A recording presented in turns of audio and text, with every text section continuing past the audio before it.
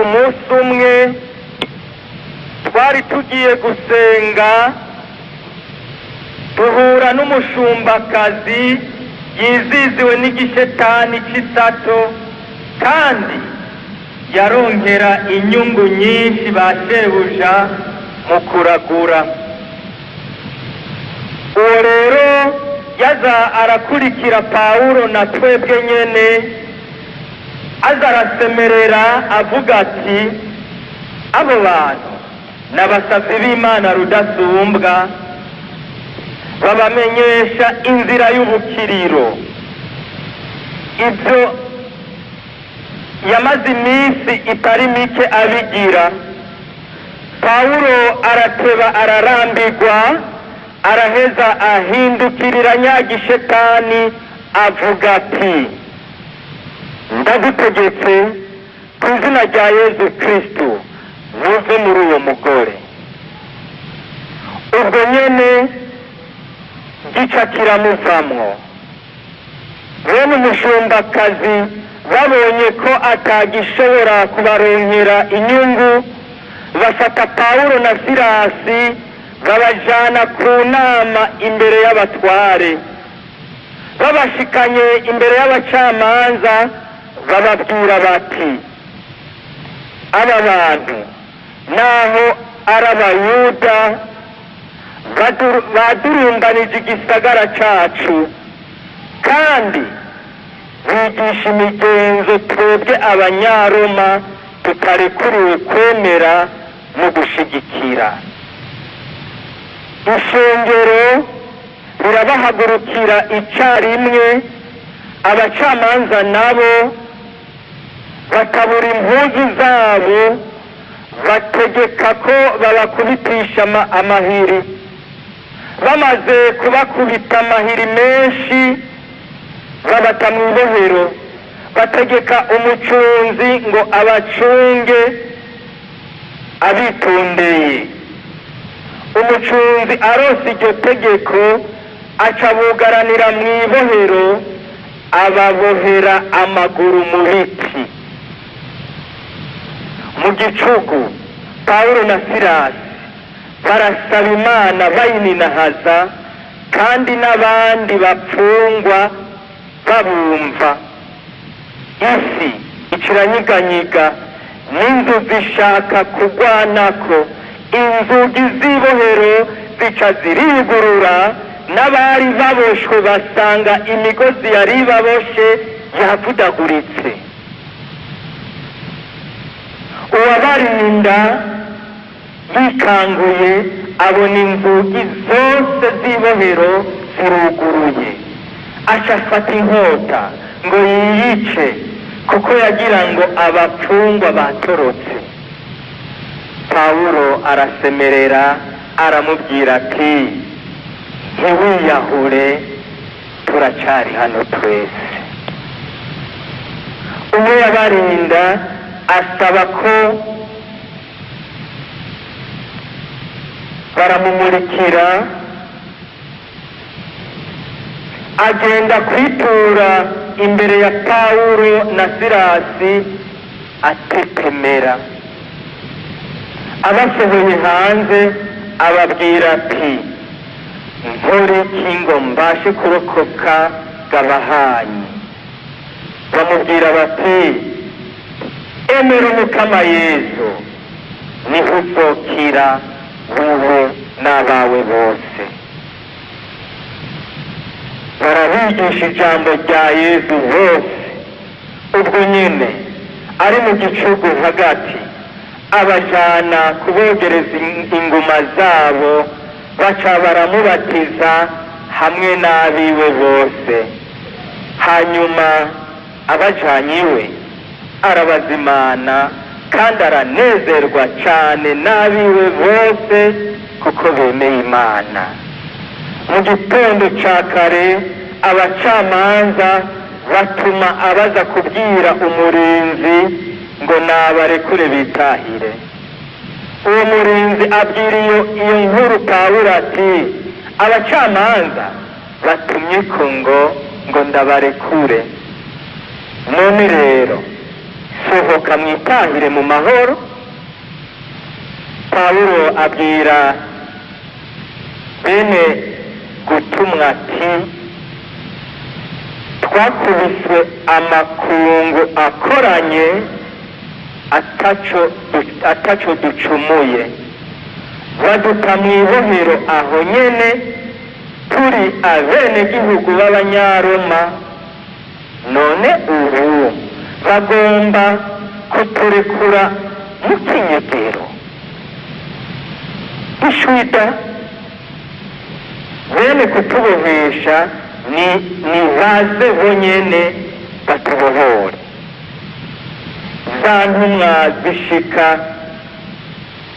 zitera abacamanza, abo bacamanza ngo bumve n'abanyaroma, ubwoba bubatekera.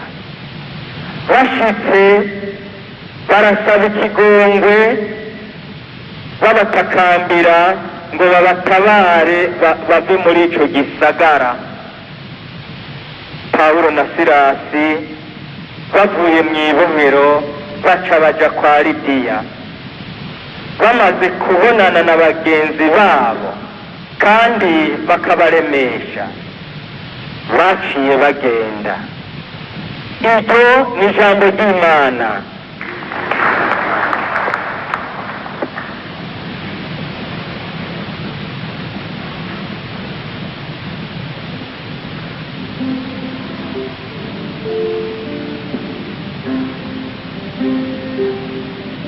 Turashimiye umuvukanyi wacu muri Kristo Gervais wa Romain Catholique muri Paruwase Sainte Famille mu Kinama, kandi turabafite kugira ngo adutegurire umukama wawe w'Imana.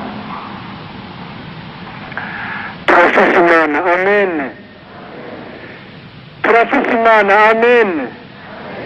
Kandi umukama wacu ni umukama, amen. Uno mugoroba tuzirikana kuri iri jambo ngo emera umukama Yezu n'uzokira wowe n'abawe bose.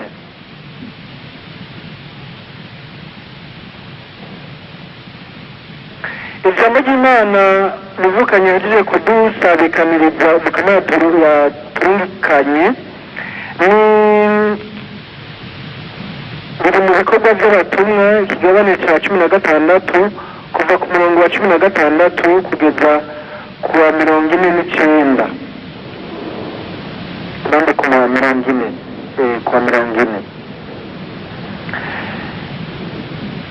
emera umukama Yezu niwe uzokira wowe n'abawe bose. Bavukanyi uno mugoroba nje kugira ngo dusabikanye rino jambo, nzi neza yuko ndiko ndarivugira muri Paruwase Nzeri, Paruwase yavyaye amaparuwase menshi. None rero sinyekeranya yuko ari ugusubiramwo, ndazi yuko mwemera umukama Yezu, sivyo? Nyamara nihobura muri mwebwe abatarakira. None muremera kandi mutarakira? Mwese mwarakize, n'abanyu bose barakize.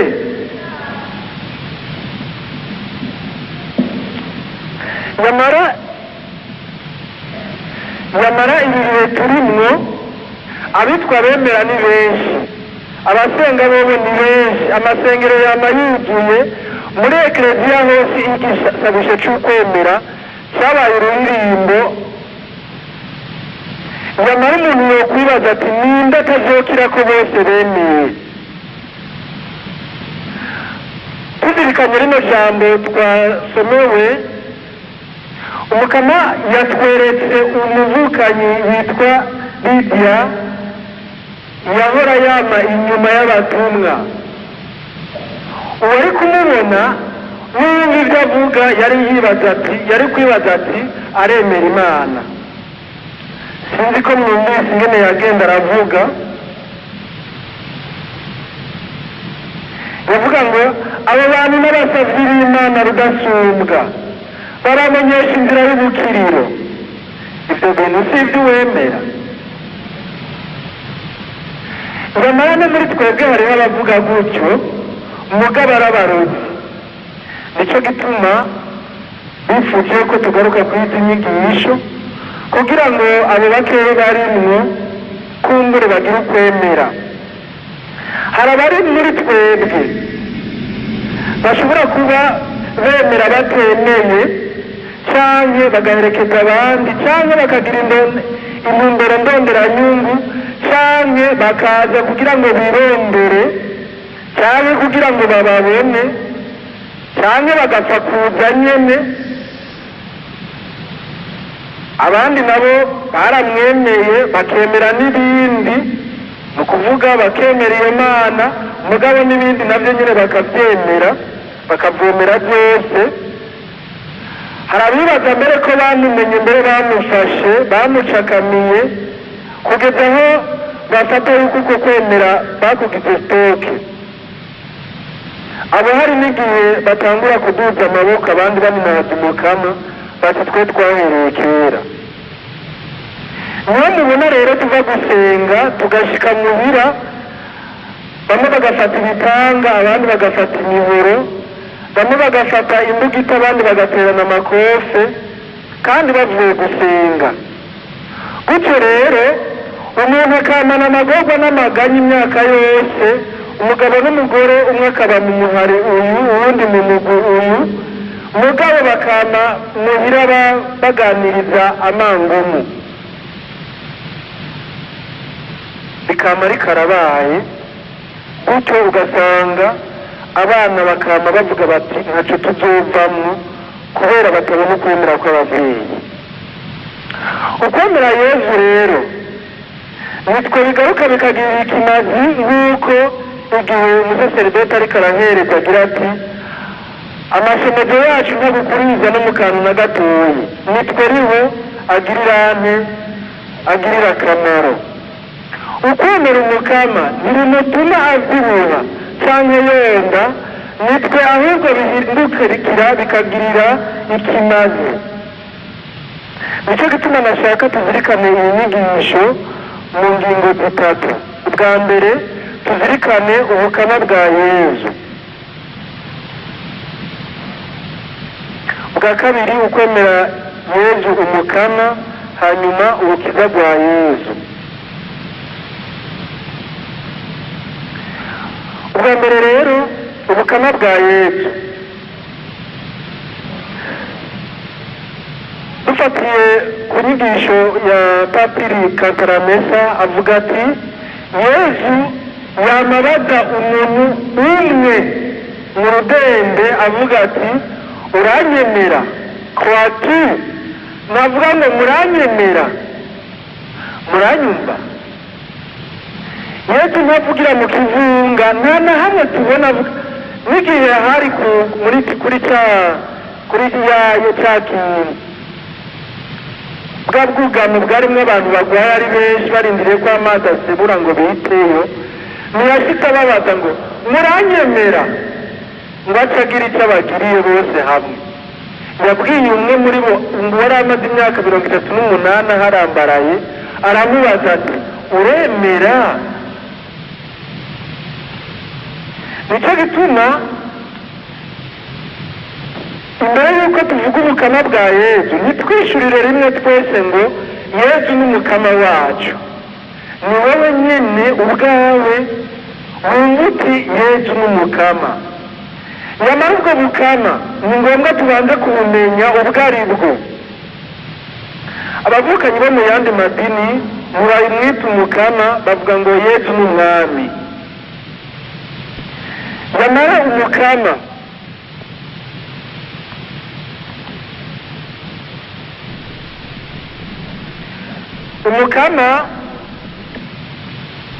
ni ijambo ryakoreshwa kera ngo risigure umukuru canke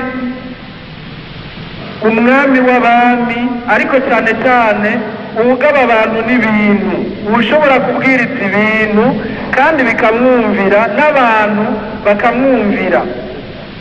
Yari kandi urengeye abami no mu bushobozi bwo gutegeka. Ubukama bwa Yesu nabwo si ubuza kugira ngo bwerekane yuko burengeye abami batwara isi, bushingiye kuba Yesu ari Imana. Bamwise umukama kugira ngo dushobore gutahura mu mvugo ishobora kutworohera icari n'icyo ashoboye, bafatiye ku bwenge bw'abantu, bashoboye kuco bashobora guhambya. Ubundi nta zina rindi atari Yesu bari gushobora kumwita, nta rindi zina atari Yesu canke Imana canke Imana irakiza twari gushobora kuronka. Mugabo kugira ngo bamenyeshe ubukuru n'ubushobozi bwiwe bamwise umukama. Nako iyo Yesu yaza ari Imana akamanukana n'ubumana bwiwe n'ubwiza bwiwe n'igihagararo ciwe n'inkomezi ziwe, agashika vyerekana vyose, n'ubu ntituba twegera n'isengero, nta n'umwe yari kumwegera. Nyamara yafashe kamere y'abantu, ni naco gituma bafatiye ku mwami canke ku mukama w'umuntu. Nyamara uwo mukama tuvuga ni Imana, umukama ashoboye. Igituma benshi batamwemera canke bateba kumwemera nuko bibaza ko ari Imana nka za zindi nyene za mana za kera, za mana zari n'amatwi ariko ntizumve, zari n'amaboko ariko ntakore, zikagira umunwa ariko ntizivuge, amaguru ariko ntizigende. Murabisoma muri Zaburi y'ijana na 15 kuva ku murongo wa 4 shika ku w'indwi canke 135 15 kugeza ku 17. Nyamara umukama wacu Yesu Kristo ni Imana nka se, tugire Kristo, asangiye kamere na se. Ni Imana ifise amatwi, Imana ifise amaboko, Imana ifise umunwa, Imana ifise amaguru, atari amaguru. Mvuze yuko ifise amatwi, nimwumve benibi vy'uyu mugabo ahagaze imbere yayo. Oya, ndababwira amatwi kugira ngo mutahure ko yumva, ubundi ivyo yumvisha birarengeye amatwi. Amen. Ndababwira ko ifise amaboko kugira ngo mwumve ko ishobora gukora, mu mvugo y'abantu mwumve ko ishobora gukora, ko ifise ivyo ikoresha. Ubundi igikorwa c'Imana, amaboko yayo arengeye aya maboko mubona dufise, kandi ayo maboko arakora. Nariko ndavuga ko ari Imana nka data, itandukanye na vya bigirwamana, ni umukama. Mu gitabo c'Abami ca mbere c'Abami ikigabane ca 18 kuva ku murongo wa 20 gushika ku wa 40, muribuka Eliya ari kumwe n'abapfumu 150, ari umugabo umwe agira ati jewe nishimiye umukama. Nabo abo bapfumu bari bishimiye Bahari. Aragira ati nyamara turakeneye kumenya umukama wariwe, ni Bahari cyangwa ni Imana asenga. Mbega aha muri Saint Michel, wowe uremera ko Yesu ari umukama? Wewe uremera ko Yesu ari umukama? Ku buryo uri mu bapfumu 150 wemeza uti Yesu ni mukama? Kabe ego, murakoze cyane. Nyamara harageze igihe kubyemera ni sawa, n'ibisanzwe mbere.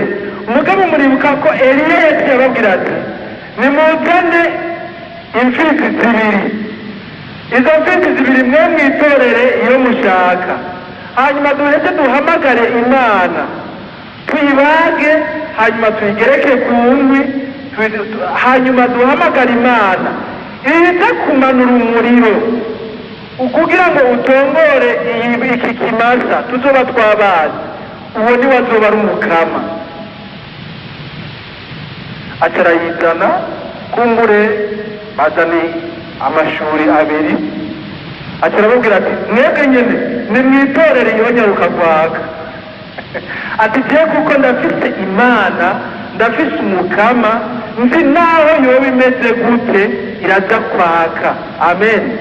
Iraza gutibura umuriro bimenyekane yuko hari umuhanuzi w'umukama.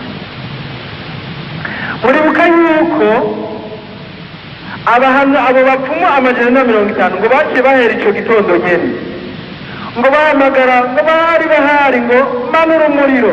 Sinzi ko mu gutora nibaza ko mu gutora baravye igipfizi coba cumye gishobora ko n'akantu gatoyi komanuka koca gaturira nyamara ngo barapfukamanga ngo barasenga ngo nta n'ikirazira camanutse. Ngo hegereje ku mugoroba Eliya atangura kubabwira agarega iyo Mana yanyu ngira yoba yagiye gutembera. Nyamara Imana yacu nitembera. Amen. Kuko iri hose n'umukama. Mbega aha muri Saint Michel hariho uwahagarara akavuga gutyo ko bagabanutse b'abantu abariko baratwumviriza kuri Radio Maria, hariho uwahaguruka aho ku gatumbi wanyu akavuga ati jewe ndafise Imana, ndafise umukama hagati y'abapfumu 150 hajya muri kati iwanyu wohagarara hagati y'abapfumu. Sinzi abapfumu baribo hajya iwanyu mugabo, mbega uremeza abantu ko Yesu ari umukama? Yego. Eliya yaciye ababwira ku mugoroba ati atereka muraraba Imana yanyu yoba yasinziriye muvuge kose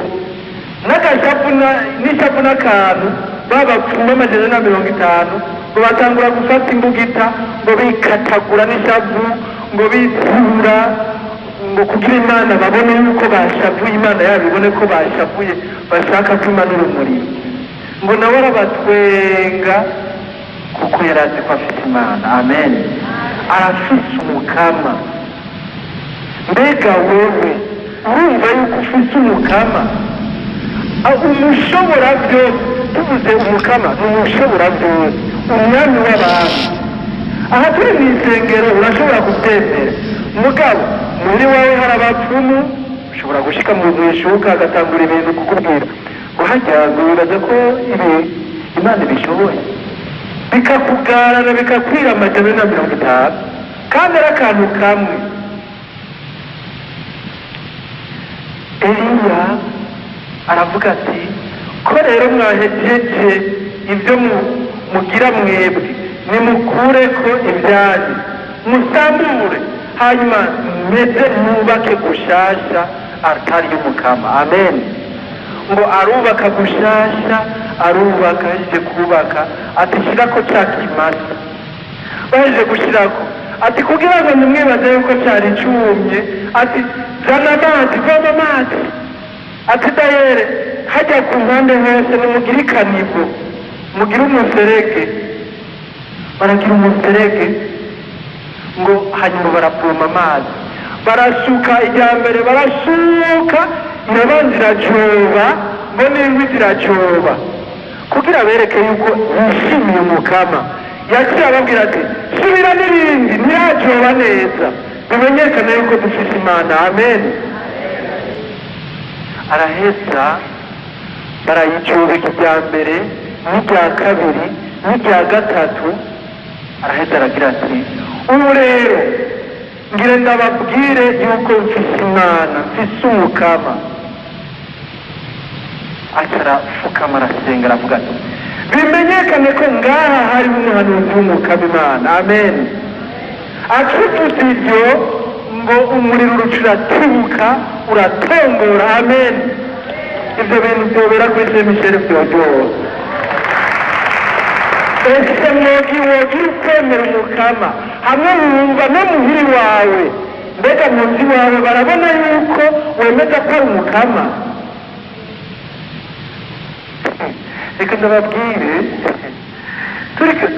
ari ngaha mu isengero ni sawa vrema ndemeye wemera iki ni sawa mugabo reka usheze gushika muhira mugasi wewe pardon mwendase murana bariko baratwumviriza kuri Radio Maria tugire Kristo turafise umukama uwo mukama yagize ivyo ku ruhande rwa Eliya afite ububasha basangiye kamere na Yesu Kristo tugire Kristo Yesu Kristo ni umukama nyagira abapfumu basubira kubatera ubwoba turafise umukama amen hanyuma nagomba simbize ku ijambo rya kabiri umwanya ni muto nyamara nagomba ndabibira akabanga umukama wacu yagize ukwicisha bugufi kugira ngo yerekane ko ari umukama murashobora gusoma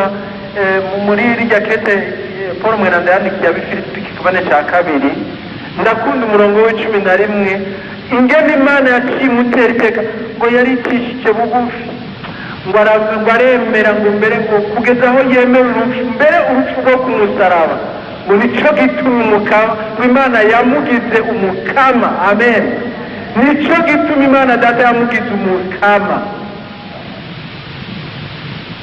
ubukama bwa Yesu Kristo bwavuye ku kwicisha bugufi igice cya kabiri ukwemera umukama Papa Yohani Pawulo wa kabiri igihe yugurura ubutumwa bwiwe bwo kuba umupapa yatangaje iri jambo avuga ati ugurura cyane imiryango ya Yesu Kristo umukama n'ibindi yasubiye muri iryo jambo kabiri ngo ugurura tugire Kristo ugurura muntu we uri kuranyumva ugurura ukwemera ni ingabire tubwirizwa kurondera ingabire yoyo cyangwa kado irakenera uruhara rw'abantu babiri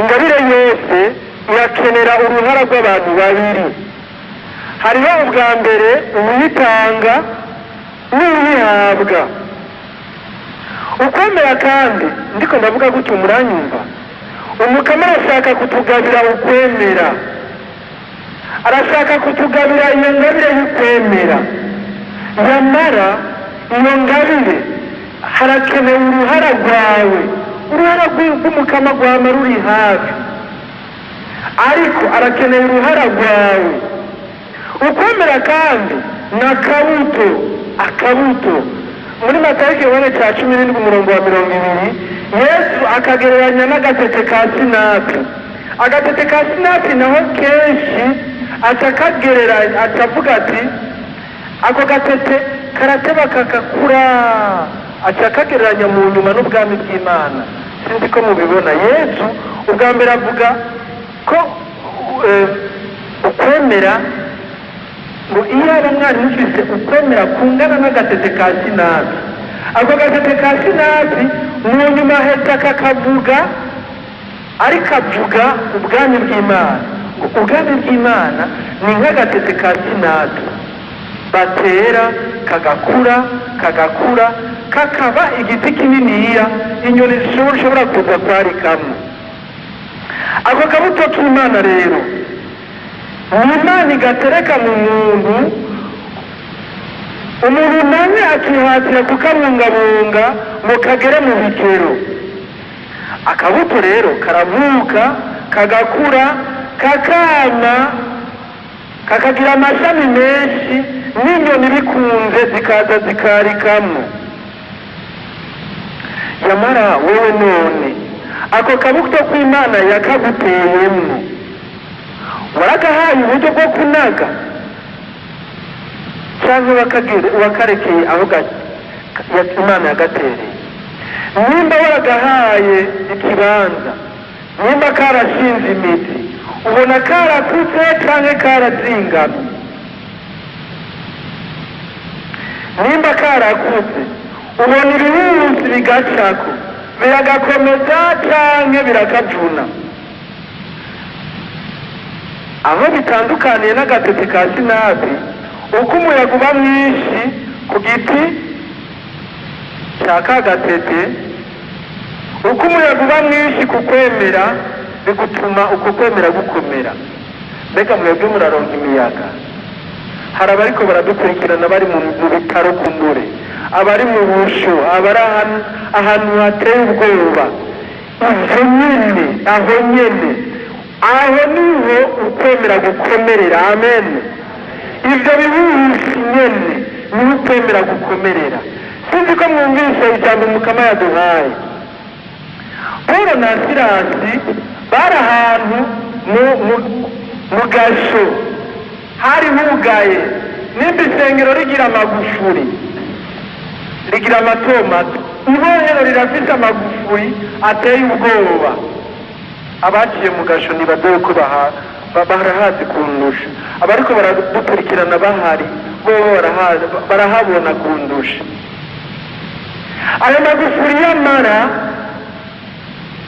naho byaboneka yuko awucike ukwidegembya Paulo na Silasi, niyo yababereye iminazwa ry'Umukama. Amen. Ngo baravyuka mw'ijoro hagati baraninahaza Umukama.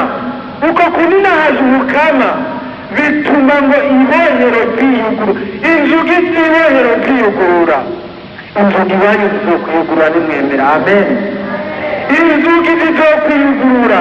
Ingorane ihagaze nuko tutemera. Jewe aha nyine mwita hwani narahasengeye umwanya utari muto, ndibuka ndiko ndatakira Umukama nti Mukama ndashaka ume anniversaire kuri anniversaire ya Jeri do 24 z'ukwa gatatu, tariki 24 z'ukwa gatatu, ume ikazo yo kurekura mukuru wanje yari afunzwe yagiritse ibintu bikomeye kandi yari kuvaye. Ndabona Umukama aramaye ikazo vrema uwo 24 nyene atarami kado arasohoka abantu bose bamubona. Amen. Erega turashaka Umukama.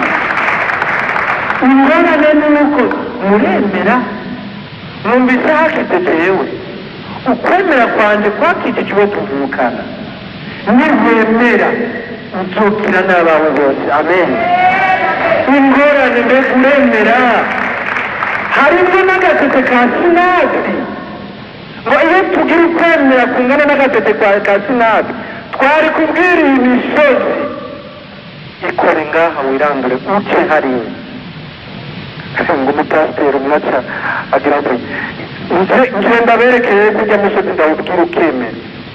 Wa musozi inge ngaha utagitewe ndaza nyaruka.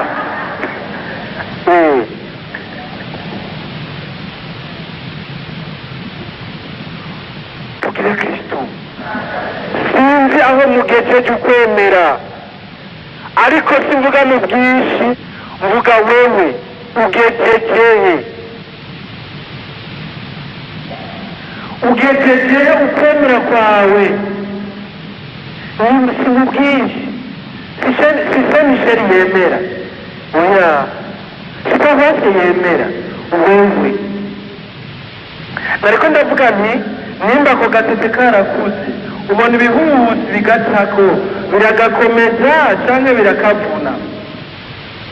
Nimba umuyaga ugatuma gashikama ubwo hari ivyamwa biriko, si ukuguma widadiriye kuriko gusa ngo kizi ngo nawe wacaka ibihuzi. Mbega hariko ivyamwa canke ubwo ako gati n'ikumbi. Reka hariho abibaza nk'ubaka ariko agati kandimo karatotahaye naho karumye kera. Muga ntibari muri mwebwe murantunga ngira n'abariko baratwumviriza. Ubwo niko bakarazingamye, erega huma kameze ako gatete niko bakarazingamye. Nimba kakiriyo gahagaze canke kama uzokira. bakurikira kumwe n'ababo bose. Patrick Antaramesa niwe bandanya avuga ati ukwemera gufite imfunguzo zibiri, hariho ubwo uri hanze yuguruza n'ubwo uri imbere yuguruza. Uwo muryango simbona ukuntu umeze, jewe ca ndawubona umenga hariho umuryango uri imbere uriko amagriyaje, urumva uri inyuma w'indani ntushobora kuwugurura. Hakabaho ndiko mubona nk'amabutike niyo bakunda kubigira, hakabaho umwango ugizwe n'amagriyaje gusa n'uwundi ugizwe n'imbaho. Hariho rero urufunguzo wewe ufite ububasha n'urufunguzo rw'umukama. Nyamara Yesu avuga ngo raba mwagazi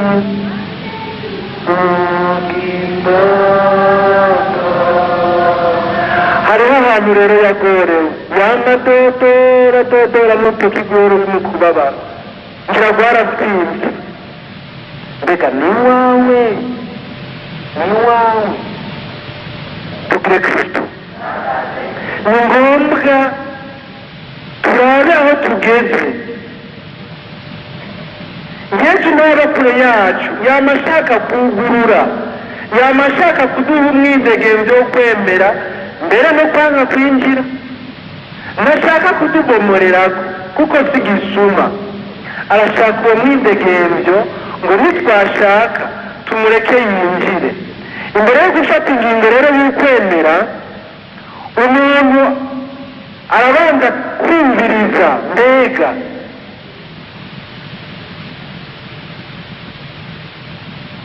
ndakwiye kumwakira nk'umukama wanje cyangwa se ndabikwiye.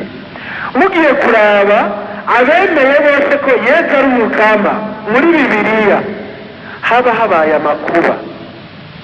Muranyumva? Muri Bibiliya ahantu henshi muri Nouveau Testament aho uzosanga havuga ngo mukama, nibaza ko aricyo gituma bavuga ngo mukama si bazohoya, kubera iryo jambo mukama kenshi rivugwa mu bihe by'amakuba. Murabona cya gihe babatumwa bari mu kiyaga habavye ibihusi biriko biraduga ibisebuzi, bace bavuga ngo mukama, ngo hano ubona ko tugupfaye. Bakoresheje ijambo ngo mukama. Ahantu hose rero abantu benshi bemera Yesu igihe bikenewe yuko bavuga ngo mukama. None urindiriye yuko habanza kuza ingorane kuvugira uvuge mukama kugira wemere ko Yesu ari umukama? Jewe nca nibaza ngo na Paulo Mweranda byaramushikiye kugira ngo agume avuga mukama, kuko yavuze ngo ufite umusonga wamunokeza. Tugire Kristo. Erega hariho abantu kugira ngo bagume bibuka ko Kristo ari umukama bafite umusonga w'umunokeza. Abagize ati mukama, aha ni wowe ako karamaze. Tugire Kristo. Bikenewe yuko turindira ibyo. Ukwemera Yesu kandi ko ari umukama bijyana no gufata ingingo nka Petero amaze kubona yuko ari umukama. Sinzi ko mubyibuka, Petero baraye ijoro ryose baroba kandi barabahinga bo kuroba. Petero akabona ibibaye. Sinzi ko mubyibuka, murabyibuka? Ujya munsi murawibuka? Bari barobye ubwa mbere, bari babaye abatumwa. Yesu yuriye mu ijuru arabasiga, bambaye babaye abatumwa, baja kuroba. Abwira abandi batumwa ati jewe ndumva nkumbuye umukeke ngiye kuroba.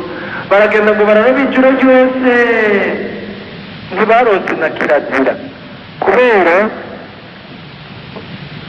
bari bibajije yuko bagiye kwironderera ku nguvu batajanye n'umukama ntibishoboka.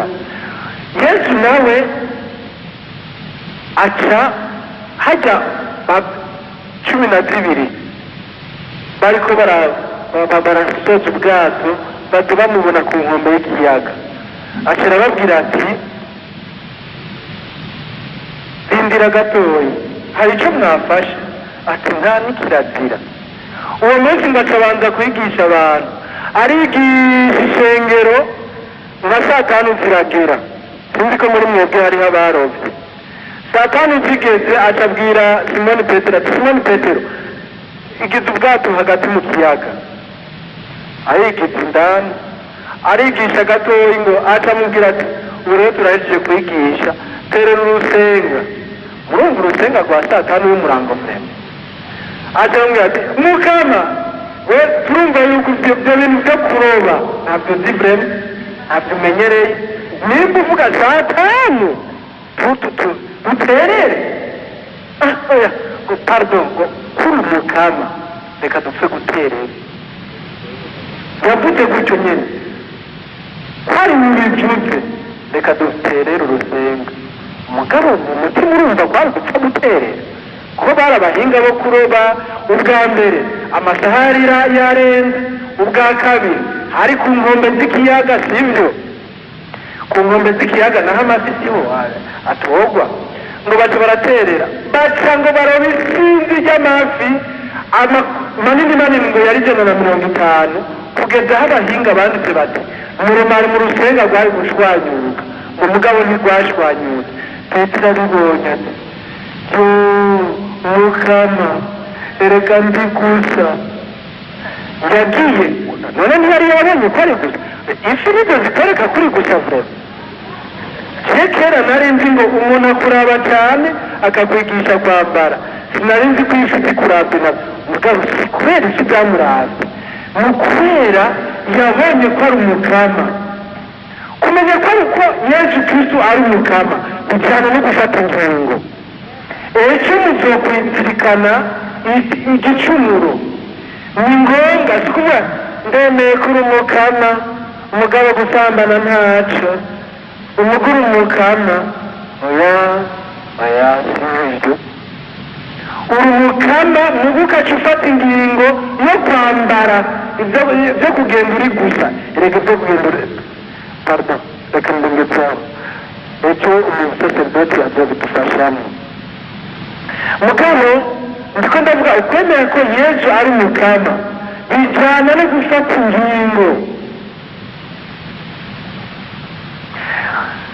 yesu ukwemera yesu kandi bisaba ko wemeza ko wamwakiriye nk'umukama wawe atari ibyo wumva bavuga tugire kristo iki gisomwa gihora kindiye ubwoba b'abahungu indwi ba bene sikeva mu gitabo cy'ibikorwa by'abatumwa gabane cya 19 umurongo wa 11 kugeza ku wa 17 Paulo yarigisha hageze yuko umukama arangura ibitangaro kugira bemere agahamagara umukama akarangura ibitangaro ngo haba abahungu indwi bene sikeva ngo batangura kuvuga ngo natwe rero twatwumvise formula akoresha kureka tuyikoresha acatangura kandi hari abakristo bameze gutyo tugire kristo abakristo bameze gutyo ngo ukaza wumva ngo ukugwaho ico kintu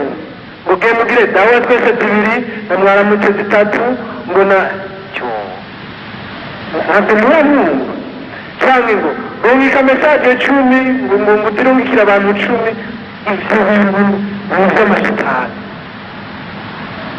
abo bahungu ndwi ngo bakaca bafata babonye abantu bagwa amashitani mwumviriza rero ngo mwajyacu na Paulo yigishamwo ngo mva muntu uwo mashitani arababona ati abo bantu ni ibyo ku munwa gusa kwa kundi Isaya bivuga ati banyemera ku munwa gusa muga ku mutima bitariyo bashota mwebwe ya mashitani cyangwa mwebwe turabazi Paulo turamuzi na Yesu nyine turamuzi mwebwe muri ba ngo nyamashitani atarabafata ngo arabakubita wumva umuntu yakubita abantu ngo arabakubita bakabagurira ko n'impunzu ngo bagiye atanako muzi bafite niko ijambo ry'Imana ngo bagiye uko bazi rindira tugire kristo niba ugenda uvuze ngo ndemeye ngo numvise ibyo ngo parufe yigisha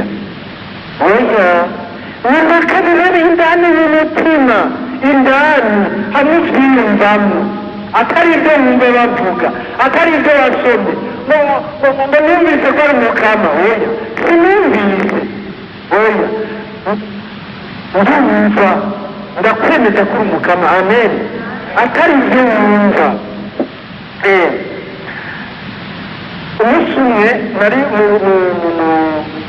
mu bene data bampamagara ari umuntu agwaye hari ku butangazo de kumugoboka nari nkibaho hanyuma uwo mukobwa yari agwariye muri bene data gusa wa Pantekote hanyuma atarampamagara ati kuva mu gitondo ndagwaye uragenda ngiye acasanga uwo mukobwa ijosi ryakebanyirira hariya acamubwira ati aha ninzi umenga ni igiti kuvuga yaravuga mugabo ndaguhamagaye kugira mufashe gusenga abo hari saa mbiri y'ijoro ndumvira nti mukama mana yanjye kwemera kwanje mwaba bantu uhagaze nabaye nka b'abapfumu ntangura kwiyumvirane ivyo byose sinza kugusengera ku izina rya parufe ni ku izina ry'umukama amen nca ndiyumvirane nakangura mwawe mutwe mariya ni ngorane navuga dawe twese biraza kugora bano bantu reka nhamagara iryo zina nca ndavuga nti ku izina rya data n'irya mwana n'irya mutima mweranda amen ku izina rya yesu hindukira amen nka mbona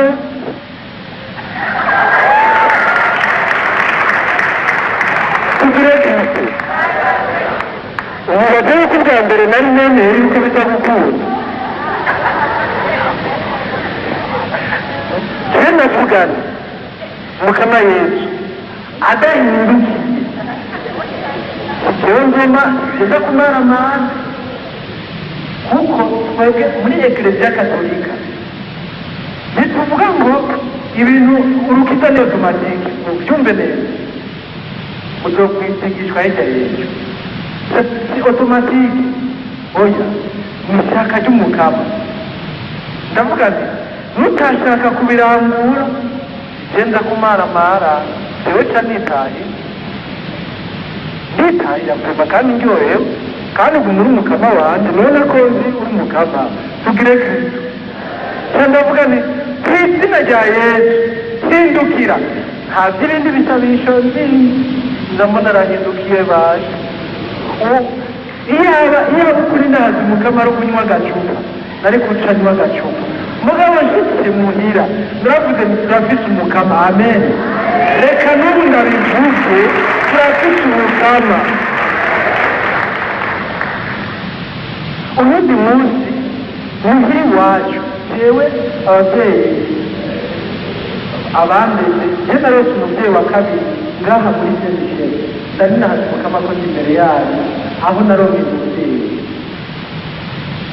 nike ngaho muri etaje omonye wacu ari umusaserdoti mukuru patiri mukuru wanyu hanyuma mbura mama ico gihe bica bisaba yuko abavukanye twari kumwe bampesa ngo ningire indagano mu muhari w'ingendanye nanje mu gutinya indagano aha naho mumbona imbere yanyu ndatinya indagano hanyuma ndababwira ati n'ukuri mumbabarire jewe nzobwira indagano hanyu sindagira aho nari bese harya aho muri etaje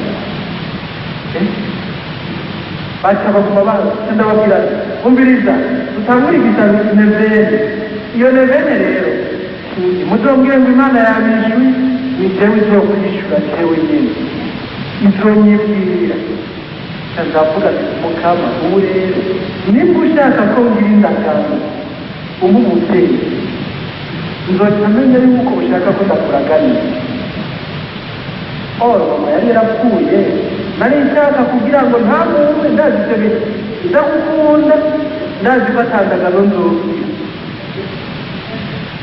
ibihe byose duhejeje imisa ku wa gatandatu nacanca hajya impande ya Bikira Mariya ndibuka n'ingene napfukama nkavuga mukama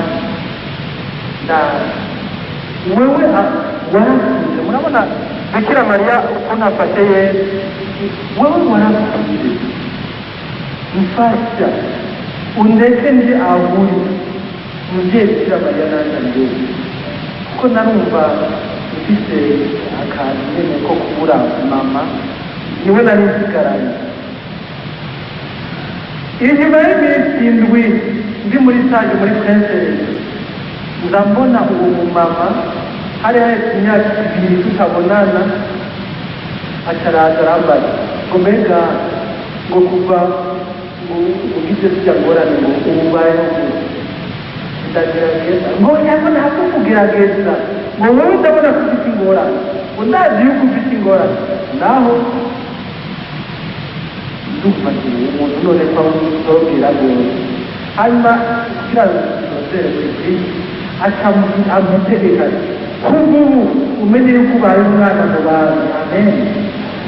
Ati itariki indwi za buri kwezi nizo gutanga itariki indwi ntakubonye mugira uje kugira ngo umbwire icyo woba bikenewe, jewe ndakureze nk'abandi bantu. N'uno munsi murabibona ngano njaye gatatu nibarutse asohora nk'umubyeyi. Turafite umukama. Amen. Turafite umukama. Ingorane nuko tutabizi, nuko tubitse hasi. Reka hamurindire iki? Murindire ko muzoroha. Mugabo hanyahabura amatara bateze akurari nihabura n'umwe mugabobwira n'umwe. Urukiza Yesu atanga ikibone cya nyuma kugira ngo asozere. Ukwemera Yesu birashobora gutuma urukiza rwa Yesu rushika no mu nzu. Uno munsi nshaka kubaganirira ingene Yesu akiza. Ibyo ni inyigisho yari hejuru mugabo nshaka kubabwira yuko urukiza Yesu atanga. Mwibuke ijambo dufite ni rya rindi babwira wa muzinzi w'abafungwa ababajyanye none yewe nokora iki yababwiye ati emera umukama Yesu niba uzokira wewe nawe umubiri wawe. Amen. Ukwemera Yesu kuratuma dukira hamwe n'abo mu nzu. Si twebwe dukira gusa, n'abo mu nzu barashobora gukira. Nagomba nk'umuriro butanu gusa ndakugira ngo nebwo muri Bibiliya na kamwe kiwawe kutozera umwanya waheze. Nagomba akarorero ndababwire imvuga akarorero kengana n'akarorero ka Afrique mengane Afrique n'igare cy'Afrique oya ibintu bizima byabaye. Umunsi umwe umukuru w'abasirikare aje arira, nuko mwe mutaha arira agira mukama umusuku wanje arwaye kandi ndabona akiye. Muri bimwe byagenze uwo mukuru niwe yemera. Muranyumva? Iyumvire nk'umugenerale aje gusabira urukiza, aje kurusabira umuntu w'umuyanja w'umugira. Mbega mwebwe kandi mbe abayaya banyu n'abavuzi muramenya ko abantu babo hari ababafata nk'indogobe. Icyo sinobigaruka sekundariye mugabo n'umuyaya wawe arakira. Yesu ngo abonye ukwemera k'uwo musirikare nyine yacyamubwiye yamubwiye ati mukama ntibikenewe ko ririnda urashika mu nzu wawe, ni ukuri ndagusabye jewe mfite abasirikare mwiri umwe ni genda hajya agenda hariya nyine, mwiri uwundi ni icara hajya arahicara. None we niwobwiye ese uko kwemera kwa kuri sendikeza yuko bamukundiza kuri radiyo. hamwe tugira ati ntibikwiye yuko unyinjira no mu nzu wawe hakuvuga ijambo na rimwe umusuku wakakira amen ingorane uko kwemera kurimo nta kwemera turaza gusenga mu gukwemera tugasigaho mu isengero muri ndemeye gusa ndemeye ukwemera kwa aburahamu kwatumye sara yahora yitwa sarayi ahinduka izina uwahora ari ntabyara yahora yitwa sarayi abasara amen ingabo ukwemera kwa aburahamu gutuma sara abyara ubundi sara muribuka yuko atakwemera yari afite imana yari yarababwiye ati uzoba sekuruza w'amahanga sara ariyumvira arakarikira n'ibikarikire byiwe mu mazina yari yarasize akamubwira ati wowe rero ko imana yavuze ko uzoba sekuru w'amahanga akira umuyaya wawe aba ari we mujyamana rero ndakurekeye imana ibintu byo kugerageza gutaho n'aha barimo n'abatumviriza ntihabuze muntu ugaca hose ngo kumukana kwese kutegeka uko biba kose ugashika umukiza rusika sarayi ngo aca aramuha uwo muntu muyaya barajyabana barabyarana mugabo ukuba twifungenge uraciye atangura kumugaya ibintu nabyara ikoresha igihugu sara tugire ukwemera kwa aburahamu mugabo kwamutumye sara naho atemera yari inabyara arahinduka arabyara umusaza amen mbega abagabo bari ngaha ukwemera kwanyu turashobora guhindura abagore sara inabyara bakabyara mbega uko kwemera baragufite ukwemera kwa mariya na marita kwatumye musaza wabo nawe yari yarabose mbere yagize ati oya burama yurinjira aramuka reka mukama iminuko wenda wayimenyereye twe gusa turekete mu kubakoresha twati ugurura ubwo rubuye barakura urubuye yari yamaze kubona yuko bakuye hasi ngo bamutangira zarahagaze amen mbega abasaza banyu murashobora kubasabira kwemera kwanyu bagakiza tugire ukwemera kwanyu turashobora gusabira basaza banyu bapfuye abapfuye bagenda nk'abonye abishwe n'ubumozi abishwe n'ibiti urashobora kuba k'ugukwemera kwawe agakira amen ukwemera kwa ba bantu bazana umuntu ku nderuzo bakamucisha munsi y'igisenge babuze n'aho baca mu bantu baturanye uwo muntu ntiyaramuka amenye murabona uri mu gisenge mubona hano anatumbereye yesu yagiye abona ikintu gikoroga kiva mu ijuru agabura mu muntu urabona muri mu gisenge hakorokeye agabona umuntu bayizema agira ati aba bantu muri gisenge barembe mbese uko kwemera kureba muri sendike reka pavasire wewe uremera ukwemera rero ni kuraba ngo ni akarongero umuhari ni kuraba ni akarongero umugwi ni kuraba ngo yama mu gasengero ni kuraba ngo yama muri ave mariya oya hariho abinyegeza muri tabikiro hariho abafite amarozari y'ibihumbi ibicapuro y'amagorwa y'amarira y'amosozi ugasanga arakivuga byose akwemera namba ntamutemere yawuzime mwana uraca ugenda ubu uranezerwe yindira gatoya neza igicapuro hejuru ikanakubwira ukakabandanya ukamenya ibintu byo kwikura havuga igicapuro cy'isi yawe yego ni byiza mugabo kuvuga igicapuro bimaze iki ubu gukoresha igicapuro hejuru hariho abayizi muri mwebwe ntabavuga isapure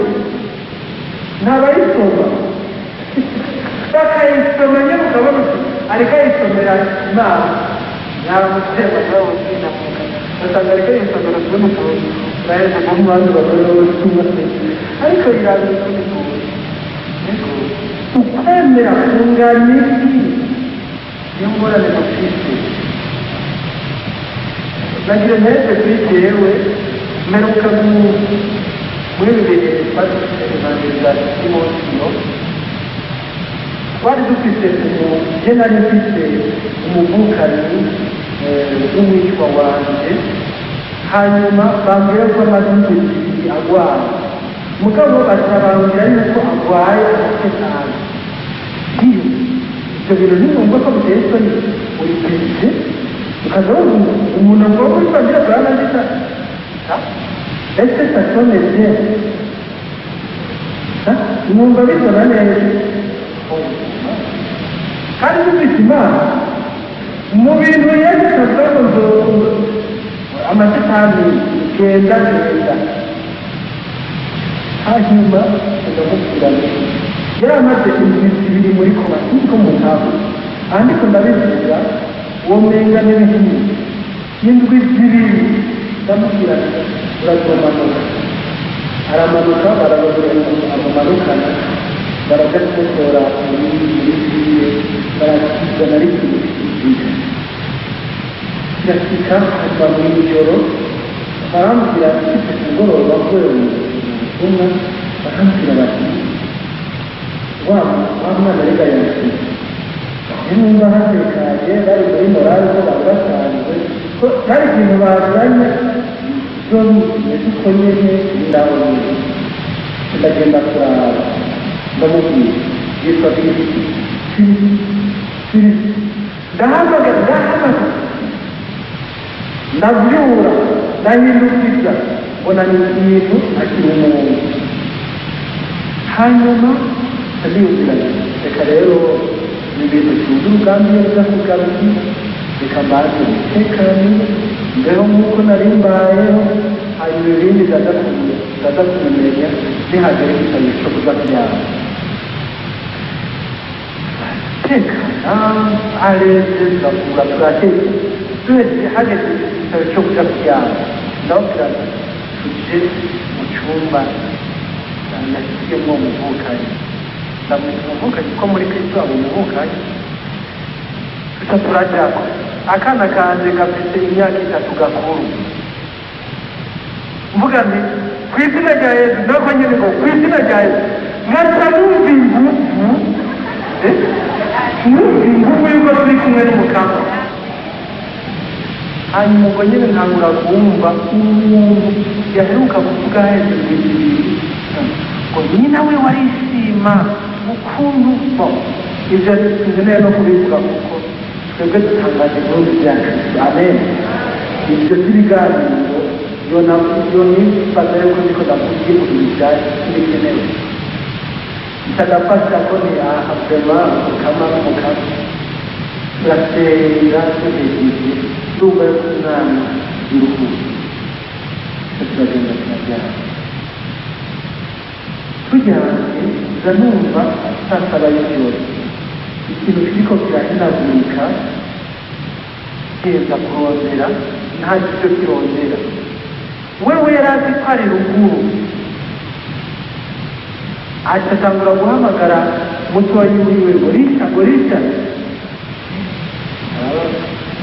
wa muntu yabaye muntu nta kintu cyabaye muntu kubera yari amaze ibintu bibiri rero adafungura murumva ko atanu kunamba yari afite atarahinagurika tambwira mushiki wiwe by'ukurara atarabyuka aramwegera akamubwira yuko ashaka umuntu ahindure ataramujyana ndagenda ndamufasha ndamubwira wumva ko ibyo kurya ufungura yego arabyaye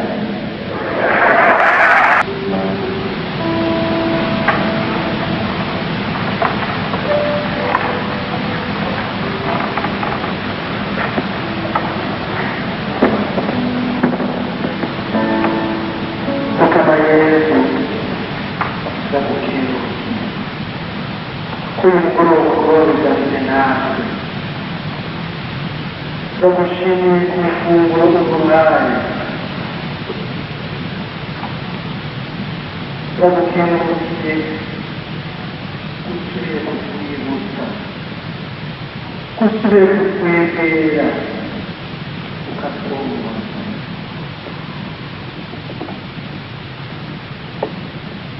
ukabaye Yesu n'umugoroba ukakiriye kandi turakwiye gutangaza ko twemeye ko umukama wawe turakwemeye ko umukama wawe turakwemeye ko umukama w'ubuzima bwawe turakwemeye ko umukama mu rugo iwawe turakwemeye ko umukama mu byatsi iwawe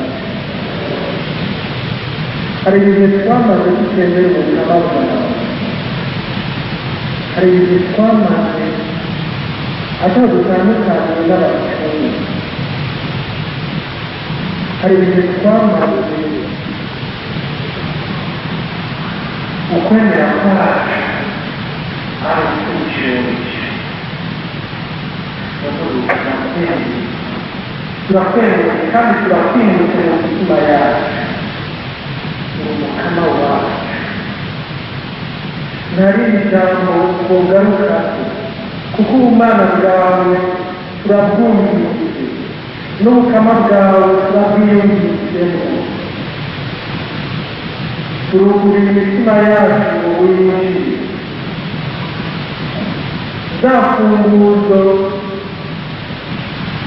turemeye kukugurira ngo nawe winjire uhezurane ibyo ushaka mu buzima bwawe gutyo nitwemera abacu barakira nitwemera ibyacu bizokira nitwemera ibyacu bizobohoka nitwemera inzugi zizokwiyugurura kandi natwe twamaze kwemera ntabwo byo kudukuraho wowe mukama hari ibyo twabona kugira abakama bacu turabishyize nawe kuva ubu ni iby'ubusa ni ibisanzwe kuri twebwe hari abantu twabona kugira abakama hari icyumba twabona kugira abakama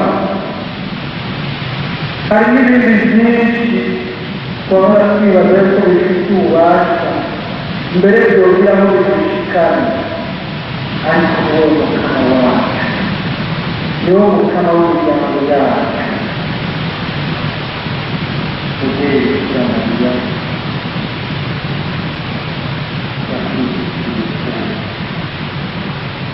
ibitego byinshi turabizi ni wowe wagumya amajambo yose umukama yavuga ni wowe warondera umwanya wo gushishoza no kwihweza umukama ni wowe rero wamwibungenze cyane none ndamubwiye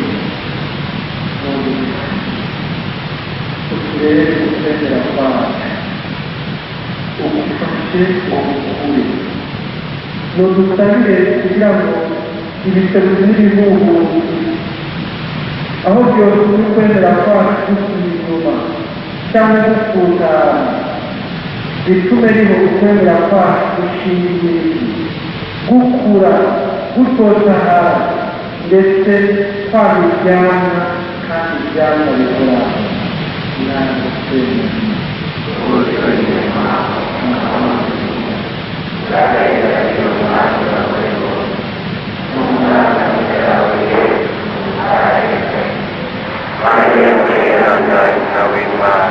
dusabire twebwe bona ubona umunsi tuzopfa amen mubyeyi bikira mariya muri twebwe abahanuza kwemera none mubyeyi mudusabire kugira ngo tugumanire umukama wawe n'uko mwagumanye gushika no ku musaraba n'undi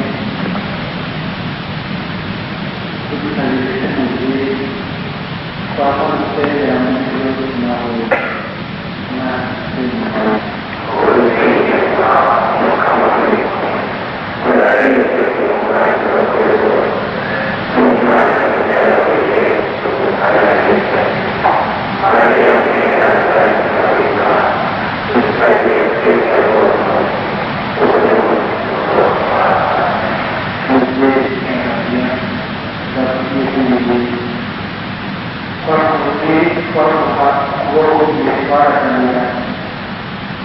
tugiye kuyoborwa turabanira abantu none urangaka wo kwemera imitima yacu guhaye mubyeyi gafashe kaguye tujyane nawe umukama wacu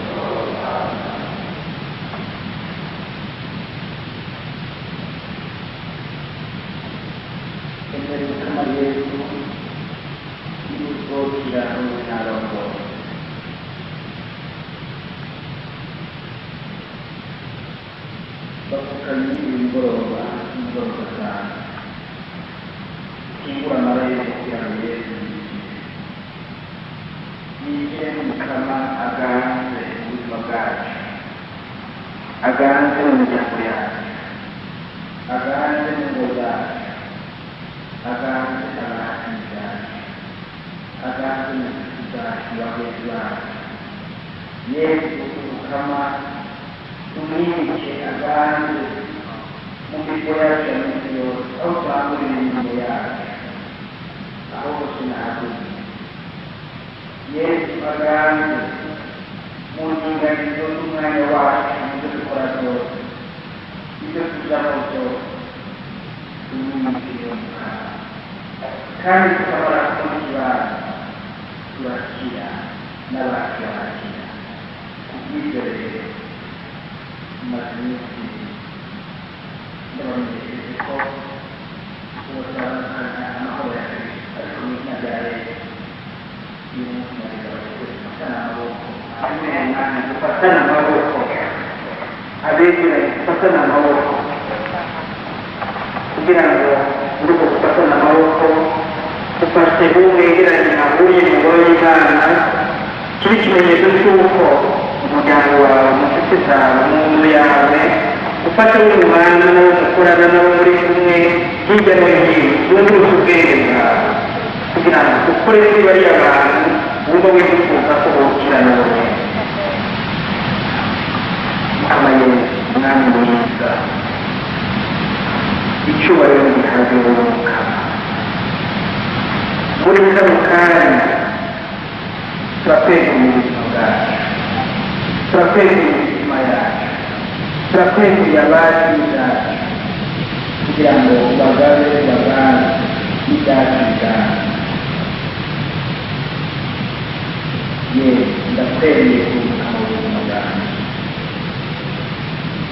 kandi n'ubundi ari ngaha arabikubwiye ati Yesu ndemeye kumukama ubuzima bwacu. Yesu ndemeye kumukama ubuzima bwacu. Yesu ndemeye kumukama ubuzima bwacu. Yesu kuri mukama kuri alfa na omega utangiriro n'uherezo, wari warakuye n'umuriro mu myaka y'imyaka ukwezi ntazotekereza kandi ifunguro z'urukundo rw'ubuzima kugira ngo wungure n'ingungara kandi ukinguye kandi uzura kungara wugaye nawe ntawe ushobora kuwugura kuko ufite ububasha bwose. Mukama Yesu imibiri wanjye, imibiri wanjye wishyire mu izame,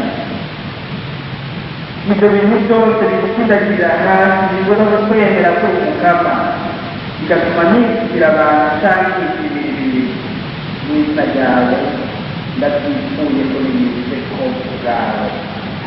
Mukama Yesu muri wowe ndakwitegereza kuko uri umwami w'amahoro kandi umukiza abohora. Mukama Yesu nukore ku mutima wawe, ukore ku buzima bwawe, ukore ku kibeho nyine wese, ukore ku buzima wese. Ibyo byose bimubuza kwimukira gukebuka umutima, kandi dukure ko kuri uyu mugoroba utangaje n'ibisize by'izina ryawe kuko turabitegereza muri wewe umwana w'Imana. mukama akikunanira itanga igisubizo yawe mu buzima bwawe, itanga igisubizo yawe mu miryango yawe, itangaza amahoro yawe mu miryango yawe, kuko wowe uri uwa mbere kandi ukaba uwa nyuma, ni wowe twitegereje cy'ubuzima bwacu, ni wowe duhanze amaso tukagera kwawe, kuko uri ndongozi tukagera kwawe. Kaza sabwa Samayeli, turikuriza kandi turagukomeye amashyi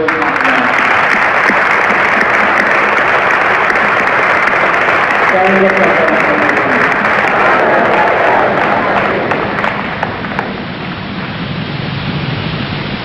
kamanzi kugereza abantu bose kuri mugoroba muri icyo ijambo, aho bari bose n'abahorose gutemera kandi imbere bagakenera kubona mukama bagutekera kuko bashobora kuba barasenze barukatangira bakabona byarakaze kwishyurwa. Kuko buri munsi babereye mu ngoro y'urugombo babereye mu bibazo byawe, kuko ni mwiza cyane, uri mwiza Samayeli, urakoze Samayeli, no gukuriza bikashyira heza n'izina ryawe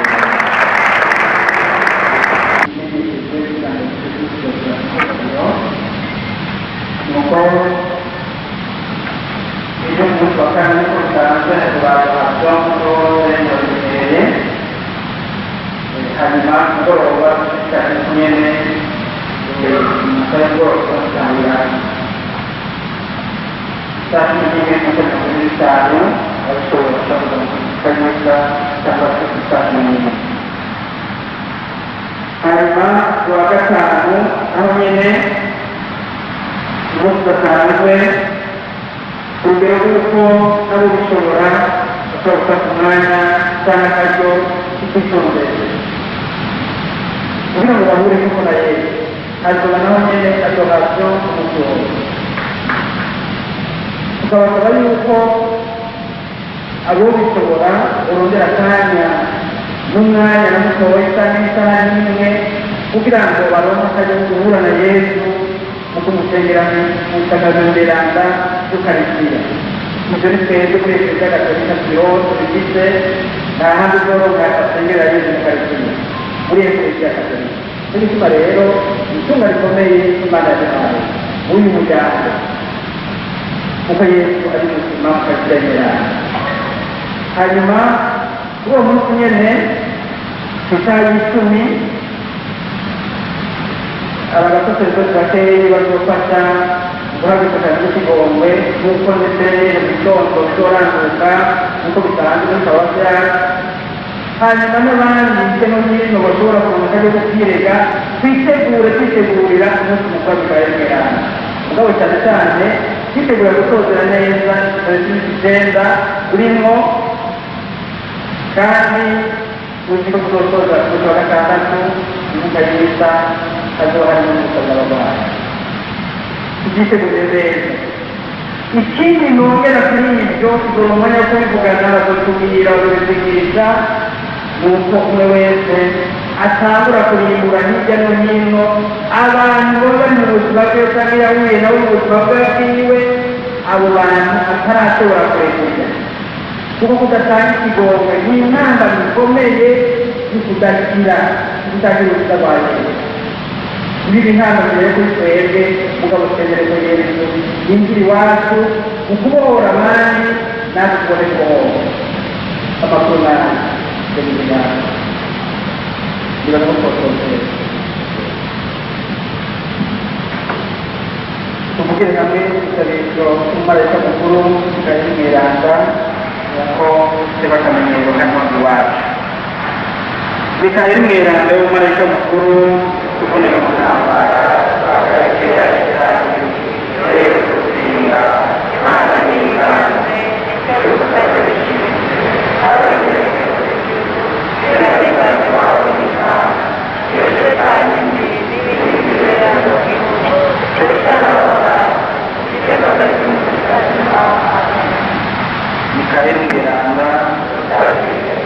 Mikayeli Mweranda Mikaeli Mweranda nimuhorane Mukama